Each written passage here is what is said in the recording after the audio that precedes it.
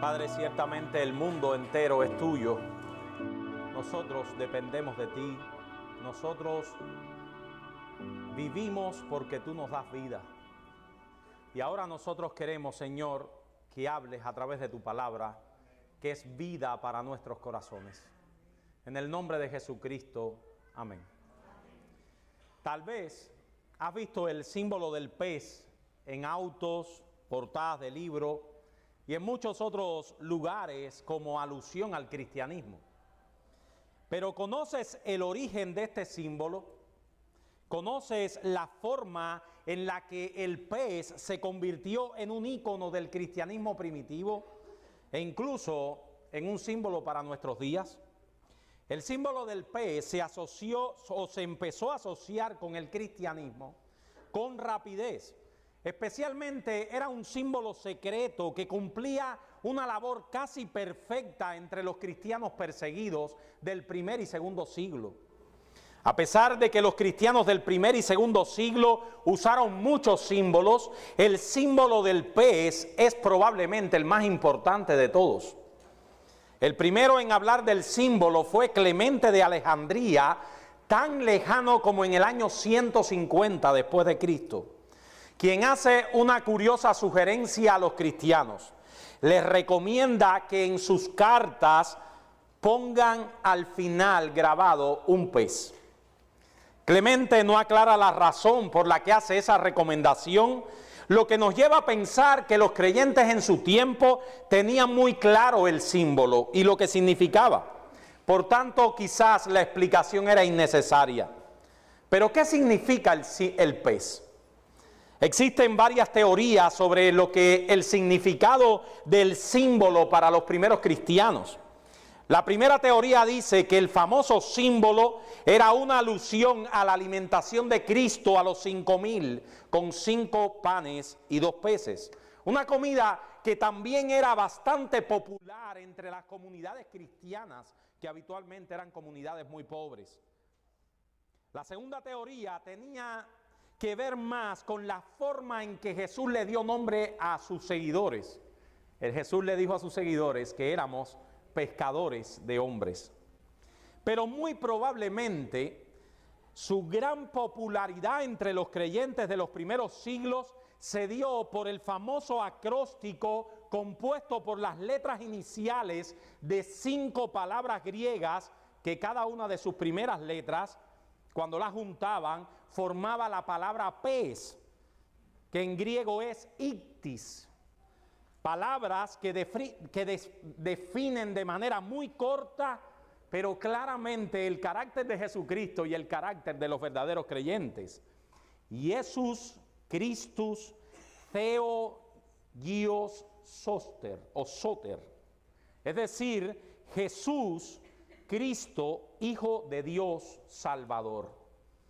La historia más interesante es muy conocida dentro de los cristianos de los primeros siglos, que cuenta lo siguiente: cuando un cristiano se encontraba con un extraño en el camino, el cristiano a veces dibujaba un contorno simple de un arco, mientras si el extraño era cristiano, dibujaba el otro contorno. Así tú sabías que estabas delante de un cristiano. Los espacios, los lugares, los objetos en los que aparece el sencillo símbolo del pez dan lugar a que era muy usado por los cristianos perseguidos desde el siglo I hasta el siglo IV, donde dejó de usarse con tanta frecuencia. El símbolo del pez se ha relacionado siempre con la clave secreta de los creyentes en la persecución. He querido comenzar este sermón de esta manera, haciendo alusión a este hermoso símbolo, porque, hermanos, en medio de la persecución, en medio de un mundo hostil, este símbolo nos recuerda que nosotros somos una familia. Nos recuerda que tenemos un tipo de vida en común. Pedro nos recuerda a lo largo de su carta que los cristianos somos extranjeros y peregrinos y vamos todos a un mismo destino. Mientras estemos en este mundo, tendremos que pasar por muchos sufrimientos porque no somos de este mundo. Y yo les invito con esto en mente a que vayamos al texto que nos corresponde. Hoy estudiaremos el capítulo 4 de Primera de Pedro y hemos escogido solamente los 6 primeros versos de este capítulo 4. Les invito a que vayan a la primera carta o la primera epístola universal del apóstol Pedro en los versículos 1 al 6. Dice así: puesto que Cristo ha padecido por nosotros en la carne, vosotros también armaos del mismo pensamiento. Pues quien ha padecido en la carne terminó con el pecado para no vivir el tiempo que resta en la carne, conforme a las concupiscencias de los hombres, sino conforme a la voluntad de Dios.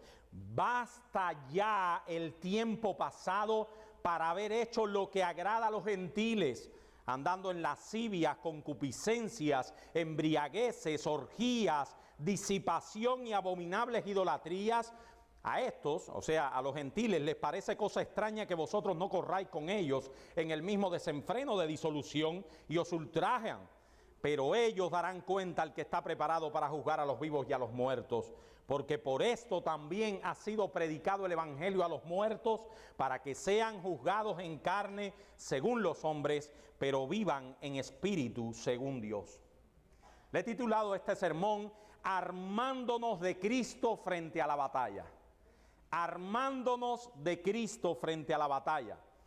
Todo lo que ocurre en este pasaje desde los versículos anteriores se ha enfocado en los creyentes que sufren persecución por parte del mundo y que incluso enfrentan la posibilidad de morir. Sufrir injustamente por vivir la vida cristiana está en la mente del apóstol Pedro desde que empezó la carta. Saber cómo enfrentar estas pruebas es esencial para el crecimiento y el gozo de los cristianos.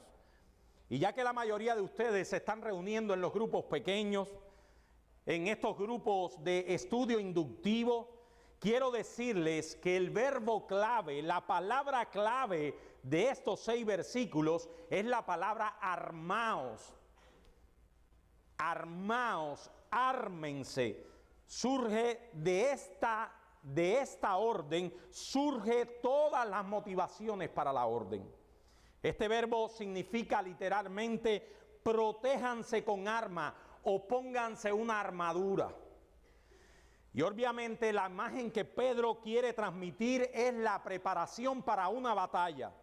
Pedro nos está enseñando en este texto que los cristianos deben armarse para vivir esta vida, para poder soportar el sufrimiento. Hay al menos 3 cosas que los cristianos tenemos que ponernos arriba.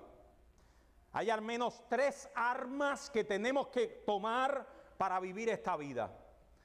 Y esos serán los 3 puntos para la batalla, o los 3 puntos de este sermón.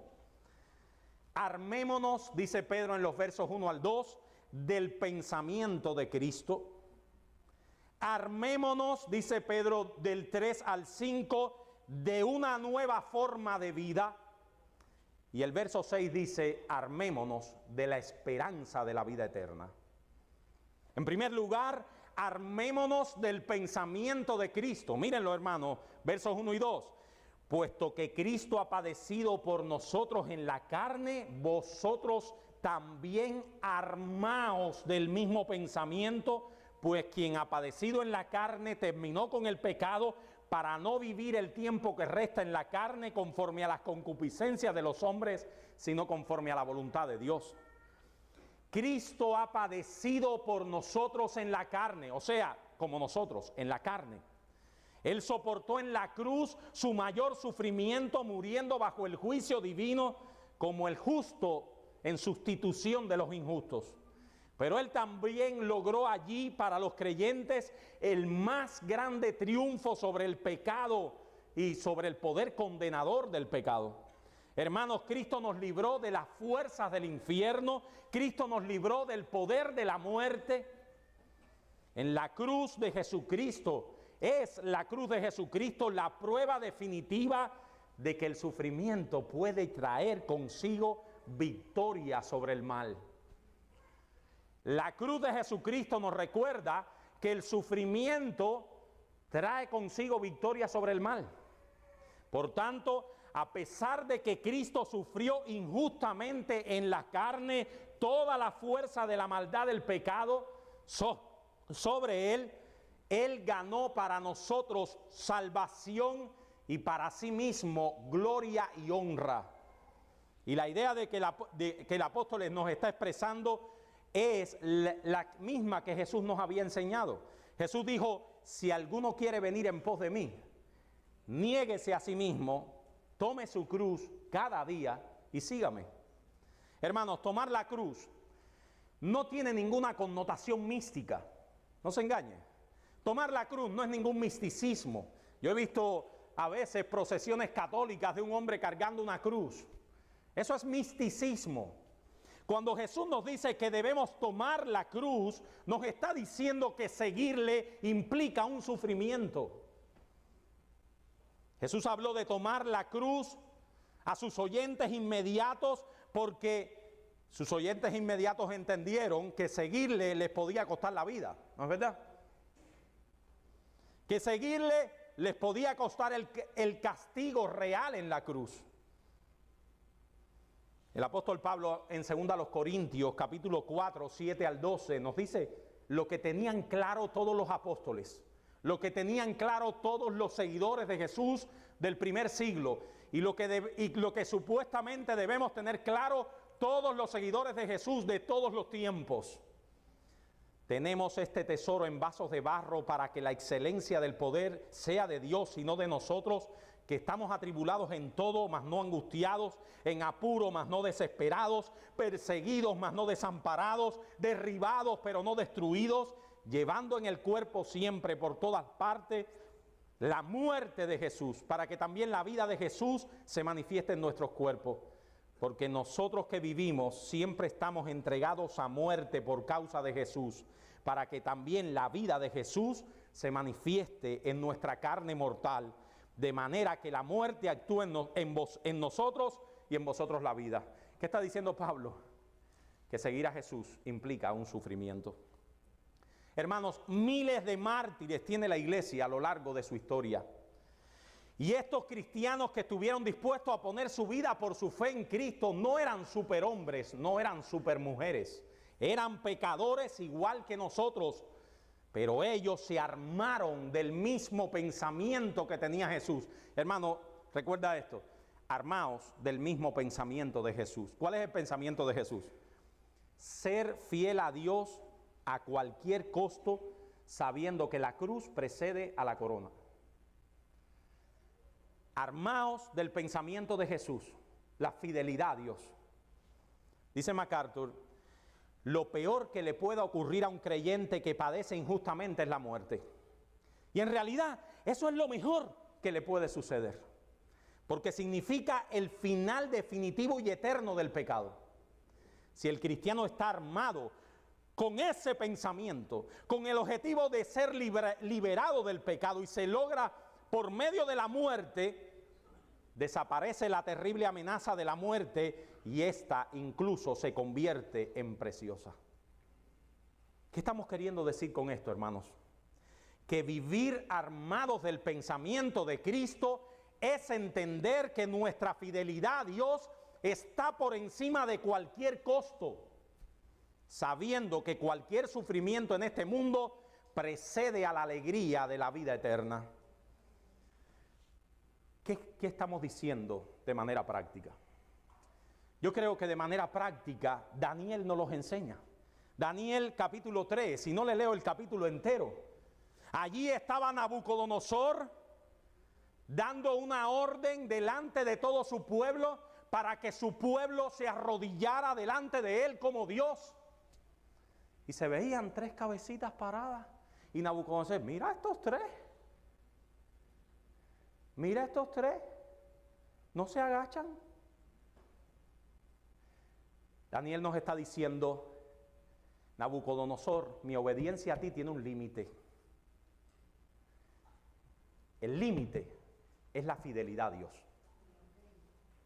Miren lo que dice al final estos 3 muchachos que le cambiaron sus nombres, por eso se llaman Sadrach, Mesach y Abednego. Respondieron al rey Nabucodonosor diciendo, no es necesario que te respondamos sobre ese asunto. Tú sabes bien que nosotros no nos vamos a arrodillar ante ti. No es necesario que te respondamos. He aquí, nuestro Dios a quien servimos puede librarnos de la condena que tú diste, el horno de fuego ardiendo, y de tu mano, oh rey. Pero ahí no termina Daniel. Nuestro Dios puede librarnos. A mí me encanta más el verso 18. Y si no me libra, si me deja en el horno de fuego, sepas tú, oh rey, que no te serviremos, ni serviremos a tus dioses, ni tampoco adoraremos la estatua que has levantado. Miren, hermanos, yo no sé por qué Dios puso en los corazones de los pastores de esta iglesia que nosotros tratáramos esta primera carta de Pedro. Porque esta primera carta de Pedro repite en todos sus capítulos el mismo tema, el sufrimiento. No sé si te has dado cuenta. He tenido que dar muchos sermones, 8 sermones hablando y rodeando el mismo tema, el sufrimiento. No sé qué es lo que Dios está queriendo decir a la iglesia hoy. No sé cuál es el sufrimiento que nos espera. Pero el Espíritu Santo está hablando a los corazones de los creyentes que hay aquí hoy. Pedro está diciéndole a los creyentes que se armen con el compromiso de hacer la voluntad de Dios y de abandonar sus antiguos pecados. Es precisamente eso lo que el apóstol Pablo también nos exhorta en Romanos 6. Y si morimos con Cristo, creemos que también viviremos con Él. Sabiendo que Cristo, habiendo resucitado de los muertos, ya no muere. La muerte ya no se enseñorea más de Él. Porque en cuanto murió, al pecado murió una vez y por todas. Así también vosotros consideraos muertos al pecado, pero vivos para Dios.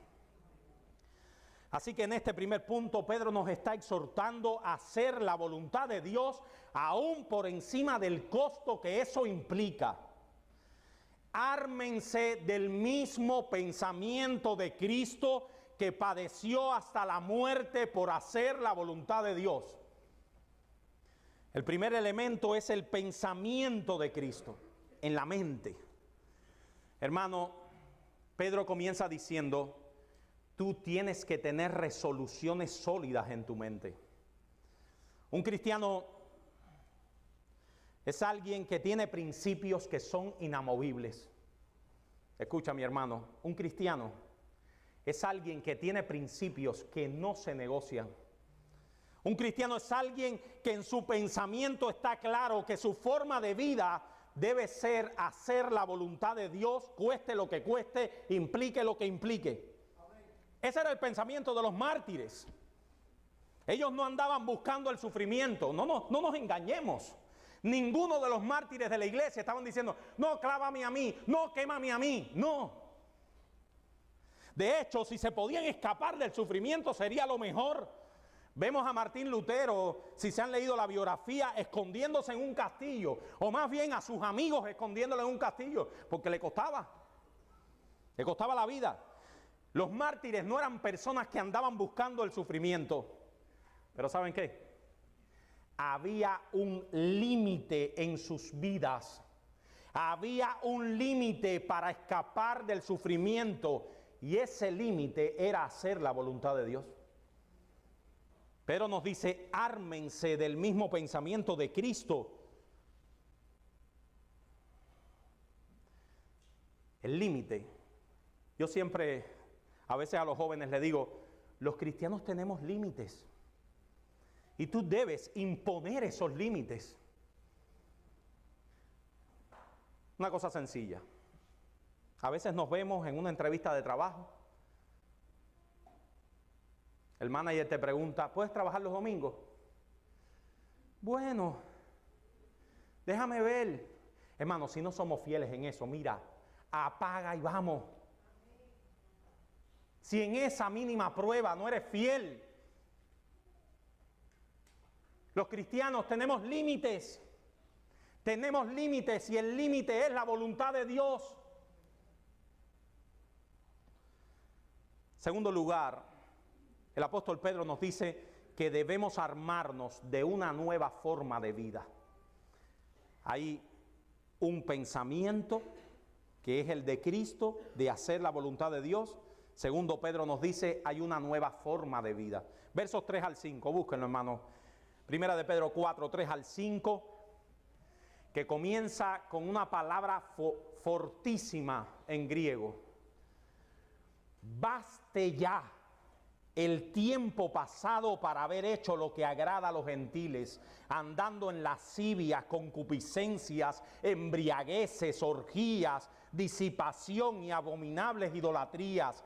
A esto les parece cosa extraña que vosotros no corráis con ellos en el mismo desenfreno de disolución y os ultrajan, pero ellos darán cuenta al que está preparado para juzgar a los vivos y a los muertos. Acá se nos está hablando de la transformación del pasado.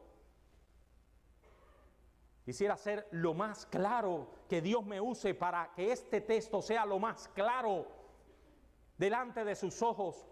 Dios nos está diciendo acá que los cristianos son gente que han sido transformadas del pasado. Cada uno de nosotros tenemos una vida antigua, una vida vieja, una vida que a veces la recordamos y lo que produce en nosotros a veces nos da hasta asco lo que éramos, desprecio. Pedro recuerda a los creyentes que dejen atrás todo lo que pertenece a la antigua vida que llevaban en pecados y bajo juicio.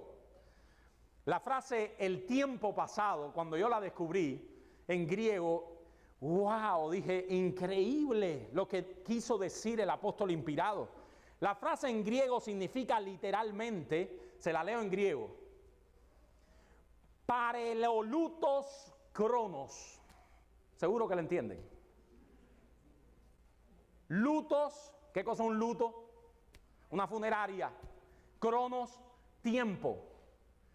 Pedro está diciendo que el tiempo pasado ha fallecido. La Reina Valera no puede traducirlo, claro que es muy difícil traducirlo, pero lo que el apóstol quiere decir ahí es un tiempo que se murió, le hicimos el velorio, lo enterramos, el Ricardo viejo se murió, y ahí pon tu nombre, ya se murió. Hermanos, Pedro nos dice, basta ya de vivir como vivías antes, porque esa vida murió. Ese tiempo en que vivías como un muerto, ármate de una nueva forma de vida. El nuevo nacimiento, la obra poderosísima de la regeneración es también dar muerte a lo que tú eras. Basta ya el tiempo pasado para haber hecho lo que le agrada a los gentiles. Pedro nos está diciendo que no sigamos viviendo para agradar a los que no conocen a Dios. Muchas veces, hermanos, con tristeza he visto en mi vida, porque yo soy parte del saco, y lo tenemos que decir, que actuamos en contra de lo que profesamos en nuestras mentes, simplemente por querer agradar a los que nos rodean. Muchas veces participamos de conversaciones que no deberíamos participar, y uno lo sabe, y la conciencia te tiene remordido, ¿no es verdad? Muchas veces nos reímos de chistes que no deberíamos reírnos. Muchas veces decimos mentiras para agradar al oído, a los que nos rodean. El apóstol, inspirado por el Espíritu Santo, nos dice, basta ya de agradar a los que odian a Dios. Basta ya. Y ahora Pedro pone una lista de pecados en los cuales vive el mundo y que eran parte de nuestra antigua vida. Qué triste es que todavía tengamos que lidiar con cosas tan abominables, hermanos. Pedro dice, lascivias y concupiscencias, son palabras raras, ¿verdad? En nuestra época, sencillo. Pornografía y pecados sexuales. Tradúcelo, haz una update. Pedro dice, basta ya de la pornografía. Basta ya de tus pecados sexuales. Eso eras antes. Y la orden es esa, basta ya. Establecer un límite con la fuerza del Espíritu Santo. Decir ya. Pedro dice embriagueces, orgías. ¿Tú sabes qué cosa es una orgía? es la participación en fiestas sexuales, pero no solo eso, es la participación en fiestas desenfrenadas. Y ahí estás tú, en medio de la borrachera, que no sabes qué hacer. Porque es mi familia. No, vete. Porque son mis amigos del trabajo. No, los cristianos tienen límites.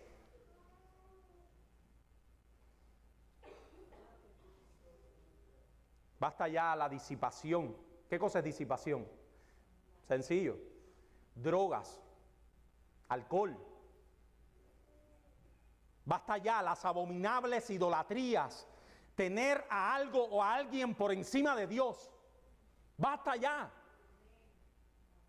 Hermano, esos son solo algunos ejemplos de la forma de vida que viven los que nos rodean y en la que vivíamos nosotros.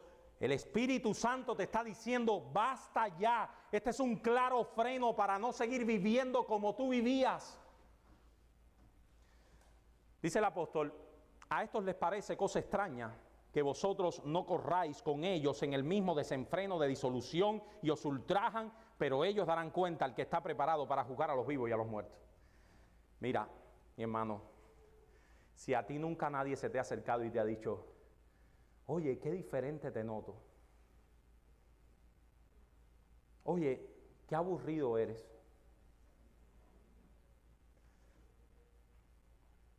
O se burla de ti. O te ultraja, que significa decir cosas malas de ti, decir blasfemias es la palabra.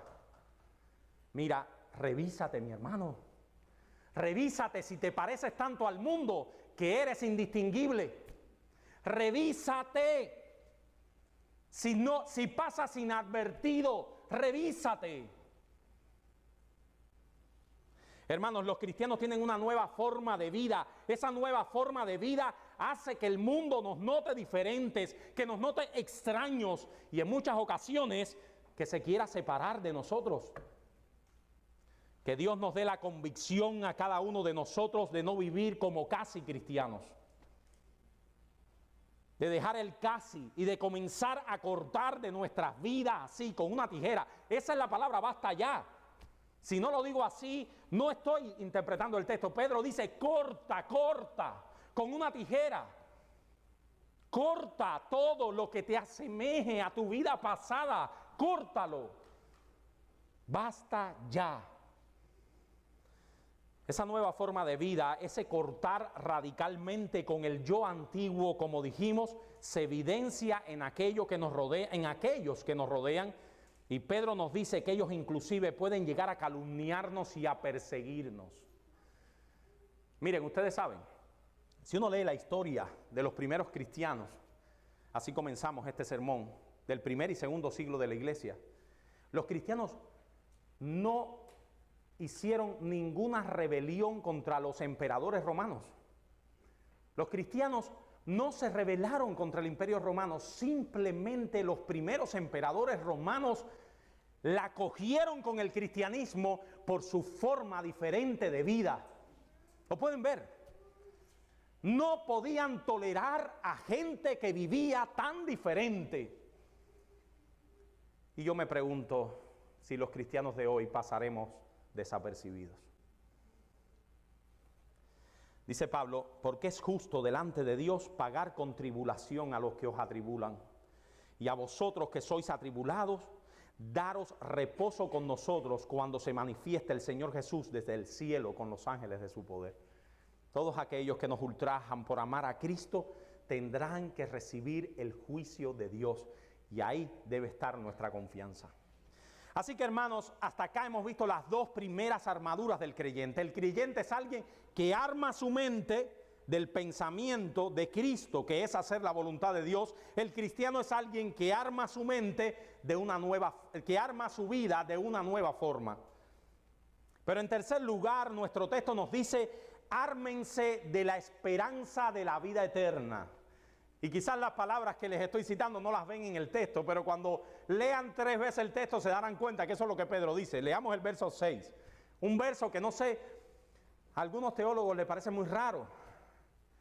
pero cuando tú lo ves y lo lees, no te va a parecer para nada difícil de interpretar. Dice Pedro, porque por esto también ha sido predicado el evangelio a los muertos, para que sean juzgados en carne según los hombres, pero vivan en espíritu según Dios. Por último, los creyentes deben equiparse de la esperanza genuina de la realidad de nuestra vida en espíritu, de nuestra vida eterna. A la realidad de que si morimos, no nos quedamos en la tumba. Pedro nos dice que debemos armarnos con esta vida, con la esperanza de la vida eterna. Dios nos ha prometido que a través de la muerte venceremos el pecado, que la muerte no es más que el inicio a la vida en esperanza. En esa esperanza que profesábamos. Porque por esto también ha sido predicado el evangelio a los muertos. Pedro nos recuerda que el evangelio, o sea, el mensaje salvador de Cristo, ha sido predicado a los muertos.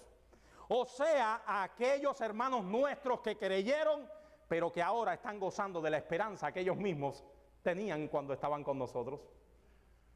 Pedro dice, el evangelio ha sido predicado a los que entre ustedes ahora están muertos. Cuando yo veo, por ejemplo, a mí me edifica mucho, casi lo hago todas las mañanas cuando voy al trabajo, ver alguna enseñanza del doctor Sproul. R.C. Sproul me ha enseñado mucho.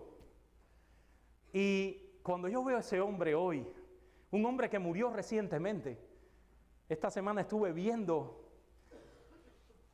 de él hablando del cielo, y yo digo, wow, Sproul está disfrutando de lo que él estaba hablando. Él ahora está disfrutando de eso que me está exhortando a mí cuando estaba en vida, que yo hiciera, la esperanza del cielo. Dice el himno, santo, santo, santo. Si quiere poner un comentario a esa frase que el evangelio ha sido predicado a los muertos, ponga solamente esta estrofa del himno. Santo, santo, santo, en numeroso coro, santos escogidos te adoran sin cesar, de alegría llenos y sus coronas de oro rinden ante el trono y el cristalino mar. Pedro nos está diciendo que en el cielo tenemos muchos hermanos nuestros que se nos adelantaron. Me recuerdo del velorio de nuestro hermano Asael. Disculpen. El velorio de nuestro hermano Asael. Me recuerdo cómo los pastores que se pararon allí, esa era la exhortación. Ahora Asael está disfrutando de lo que tanto anhelaba y amaba en la vida. Se nos adelantó. Pedro nos está diciendo que en el cielo tenemos muchos hermanos nuestros que se nos adelantaron, pero que ahora están vivos en espíritu y gozando de la esperanza que nosotros tenemos. Porque por esto también ha sido predicado el evangelio a los muertos, porque ellos han sido juzgados en carne, según los hombres. O sea, los hombres los maltrataron y sufrieron, pero ahora viven en espíritu, según Dios. Con este término, juzgados en carne según los hombres, se refiere especialmente a los mártires. Pedro va una y otra vez trayendo a la iglesia a sus mártires, o sea, aquellos creyentes, hermanos nuestros, que sufrieron el juicio de los hombres, el martirio de los hombres por su fe. Ellos están ahora triunfalmente vivos en espíritu, según Dios. Cuando nosotros vemos las cartas del Nuevo Testamento, hermanos, vemos que este fue un tema recurrente. Este fue un tema recurrente en el Nuevo Testamento. Parecería que la iglesia del primer siglo tenía muchas preguntas en cuanto a esto. Nosotros hoy tenemos muchas preguntas complicadísimas, pero las preguntas de ellos eran estas. ¿Qué pasó con nuestros hermanos que se han muerto? Esa era su pregunta. Yo lo sé porque el apóstol Pablo también lo trata mucho más explícito y lo ahonda mucho más. Y el apóstol Pablo dice que él lo está tratando porque hay muchos de nosotros que se están haciendo esa pregunta. Primera Tesalonicenses 4, 13 al 18, ese bellísimo texto, Pablo trata con la pregunta, ¿y qué pasó con nuestros hermanos que murieron? Tampoco queremos, hermanos, que ignoréis acerca de los que duermen. o sea, de los que se han muerto, para que no os entristezcáis como los otros que no tienen esperanza. A mí me encanta ese texto porque yo me acuerdo cuando, hermano, recuerda esto, cuando un hermano tuyo en Cristo muere, llora, pero cada rato haz un paréntesis al llanto, entre lágrima y lágrima, tira una secadita y haz un paréntesis. Está en el cielo con el Señor.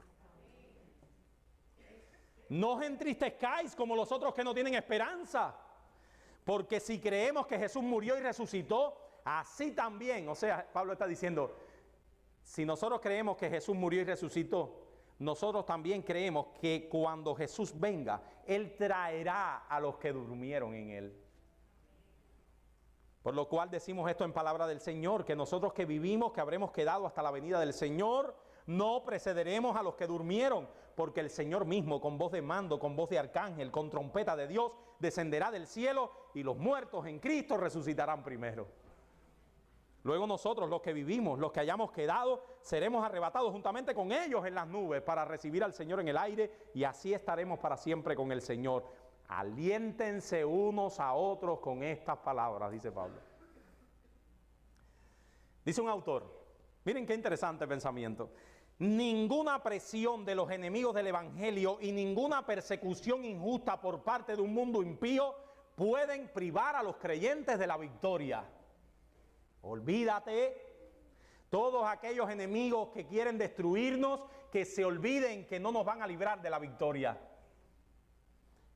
Más bien todo su sufrimiento por causa de la justicia tiene un poder perfeccionador, les aumenta la fuerza espiritual, los hace más humildes, nos hace motivarnos a la oración, les enriquece su esperanza y en caso de que los enemigos de Cristo le quiten la vida, ellos habrán alcanzado su objetivo final y el propósito eterno de Dios, pues para siempre habrán terminado con su vida acá y comenzará la eternidad para ellos. Pablo entendía esto, pero clarito, clarito. Mira, mi hermano, cuando tú veas que te están saliendo canas, cuando tú veas que te estás poniendo viejo, cuando tengas que luchar con enfermedades, haz este ejercicio. Ponte delante del espejo de la casa, tranquilo, solito. Cierra el baño, que casi siempre el baño es el lugar más tranquilo. Cierra el baño y ponte delante del espejo. Y abre tu Biblia en 2 Corintios 4, 16 al 18. Y si quieres ponla abajo del espejo. Así, abajo del espejo, ponle eso. Por tanto, no desmayamos antes, aunque nuestro hombre exterior se va desgastando, el interior no obstante se renueva de día en día, porque esta leve tribulación momentánea produce en nosotros un cada vez más excelente y eterno peso de gloria, no mirando las cosas que se ven, sino las que no se ven, pues las cosas que se ven son temporales, pero las que no se ven son eternas. Eso es lo que tienes que poner en el espejo. Amados hermanos, es hora de hacer un stop a nuestras agitadas vidas y examinar nuestras vidas a la luz de estos 3 principios que se presentan en este texto. Es hora de hacer un inventario y ver si en el closet de la casa tú tienes estas 3 armaduras. Obviamente en sentido figurado. Armaos del pensamiento de Cristo, armaos de una nueva forma de vida y armaos de la esperanza de la vida eterna. Eso es lo que tiene que ser tu armadura diaria. Hermanos, este texto ha hecho de manera perfecta un inventario de las 3 cosas más importantes que debe llevar un cristiano en su vida diaria. El pensamiento de hacer la voluntad de Dios, la nueva forma de vivir que caracteriza a los verdaderos creyentes y la esperanza en el corazón de la vida eterna. Eso es lo más importante de la vida. Quiero terminar este sermón con una solemne exhortación a las personas que no tienen a Cristo en este lugar. Y estuve dudando ayer, en altas horas de la noche, si poner esta ilustración, porque se ha hablado mucho de ella. Pero sí la voy a poner. El Titanic se hundió el 14 al 15 de abril del año 1912. Muchos conocen la historia del Titanic, pero pocos conocen que en ese barco iba un verdadero creyente y un pastor bautista llamado John Harper. La película no pone a este pastor. No es interés de Hollywood. Era mejor la mujer con el corazón, que se tiraba, que no se tiraba, era mejor ese. El Titanic golpeó el iceberg ese mismo día a las 11:40 de la noche, el día 14 de abril, cuando se emitió la llamada para que los pasajeros abandonaran sus camarotes. Harper envolvió a su niña pequeña en una manta, le dijo que algún día la volvería a ver y se le encargó a un familiar que viajaba con ellos: cuídamela. Los sobrevivientes luego informaron que cuando el Titanic comenzó a hundirse, Harper advirtió a las personas que estuvieran preparadas para morir. Se aseguró de que su hermana y su hija, que era la familiar, estuvieran en un bote salvavidas mientras él continuaba compartiendo el evangelio con quien quisiera escuchar. Un sobreviviente recordó claramente haber escuchado gritar a Harper: mujeres, niños e inconversos en los botes salvavidas. Mire el pensamiento: mujeres, niños e inconversos. Ellos son los que tienen que vivir. Harper luego corrió a lo largo de la cubierta suplicando a la gente que se volviera a Cristo. Reuniendo a la gente a su alrededor en la cubierta, se arrodilló y levantó los brazos en oración. Cuando el barco comenzó a hundirse, saltó a las aguas heladas. No quedaba otro remedio. Un informe dice que Harper, sabiendo que no podía sobrevivir mucho tiempo en el agua helada, se quitó el chaleco salvavidas y se lo arrojó a otra persona diciéndole: ¿crees en Cristo? No, necesitas esto más que yo. Finalmente, cuando comenzó la hipotermia, Harper se hundió bajo las aguas y pasó a la presencia del Señor a la edad de 39 años. Pero su historia no termina aquí. 4 años después, un joven escocés llamado Aquila Webb se puso de pie en una reunión en Hamilton, Canadá, y dio el siguiente testimonio: soy un sobreviviente del Titanic. Cuando estaba a la deriva, solo en un mástil, en un pedazo de tabla, esa noche horrible, la marea trajo al señor John Harper de Glasgow cerca de mí. Hombre, me dijo, ¿eres salvo? No, dije, no lo soy. Él respondió: cree en el Señor Jesucristo y serás salvo. Las olas lo llevaron lejos, pero por extraño que parezca, dice este hombre, me trajeron de vuelta un poco más tarde. Y él me dijo: ¿eres salvo ahora? No, le dije, no puedo decir con certeza que lo soy. Volvió a decirme: cree en el Señor Jesucristo y serás salvo. Poco después él se hundió delante de mis ojos y allí solo en la noche, en medio, dice este hombre, allí solo en la noche, en medio de un inmenso mar alrededor de mí, creí en Jesucristo. Soy el último convertido de John Harper. Niños, jóvenes, adultos que hay en este lugar que aún no son cristianos de verdad. Este es un llamado urgente. No sigas viviendo sin Cristo. No hay esperanza para ti fuera de Cristo. Tu vida no tiene sentido sin Cristo. Pero si mueres, lo único que queda para ti es una terrible expectación de juicio y de castigo eterno. Cree en el Señor Jesucristo y serás salvo hoy. Vamos a orar.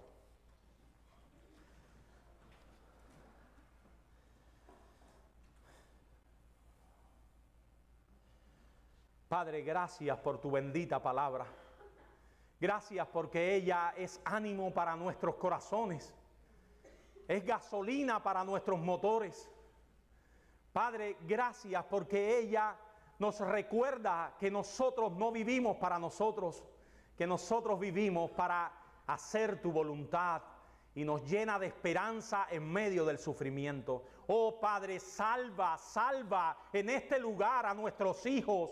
Salva a las visitas que están en este lugar que no te conocen. Salva, oh Señor, en este día a todo aquel que en este lugar está sin ti.